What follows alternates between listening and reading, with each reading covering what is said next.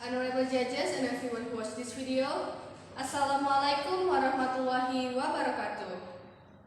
First, I would like to praise and thank God the Almighty, who has granted countless blessings, knowledge, and opportunities so that I can stand here before you all and participate in this competition. Secondly, may salawat and salam always be delivered to our Prophet Muhammad SAW, who has brought us out of darkness into his marvelous light. And last but not least, I would like to thank the judges for giving me this very special opportunity to compete in this contest. Ladies and gentlemen, I would ask a question. What is the definition of success? Well, when we talk about success, we typically talk about someone who has millions of money in the bank account. Or maybe someone who has so many cars, so many houses, or even someone who is in charge of an entire nation. I assume that we have many interpretations of success in our heads. No doubt, success has many different meanings in various contexts. And a few minutes later, I will be telling you what success is and how we can become successful. But before we get into that part, let me introduce myself first. Hello everyone, my name is Amalina Mauliza Salsabila, and I'm from Namira School Medan. And I'm standing here before you all to deliver my speech about loving yourself is one of the definitions of success. As I have mentioned before, I also have some thoughts about success, but at this moment, let me talk about loving yourself because I personally think that this term is related to the definition of success.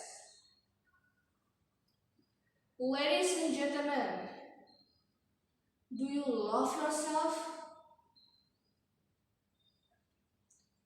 Do you appreciate your existence? We all have known precisely that loving yourself is the key to having a wonderful life. To love yourself means you need to understand yourself first. And you also need to analyze and understand the real you. Because if you can love and understand yourself, you will become more passionate about life. And remember this, the more you know yourself, the more you think better and happier you are. Now, another question shows up. Why is it so challenging to love ourselves? Well, in my opinion, the answer is simple. It is because we were raised in a society that we didn't learn how to self-love. And sometimes it is also because we still overthink about our past mistakes and we don't have someone to support and love us. And it causes us to feel insecure about the situation. Therefore, many bad self-talk questions pop into our minds. But we need to always remember this. We cannot choose life, but we can change how we live. Again, remember, there are things about ourselves that we absolutely can't change, like who we are and what makes us different. We need to always be grateful and must be proud of what we have. And we also need to earn self-love. But what should we do to earn self-love? Well, I think there are several ways that we could do to earn self-love, such as, first, start your new day by saying thank you to yourself for your body, day, life, and whatever you have done. Second, forget mistakes that make you keep thinking about them. Because living life means making mistakes, right? And as we know that mistakes are part of learning and growing. So, assume that if you didn't make any mistakes, how would you improve yourself? Third, find someone who could understand and always be there to support you.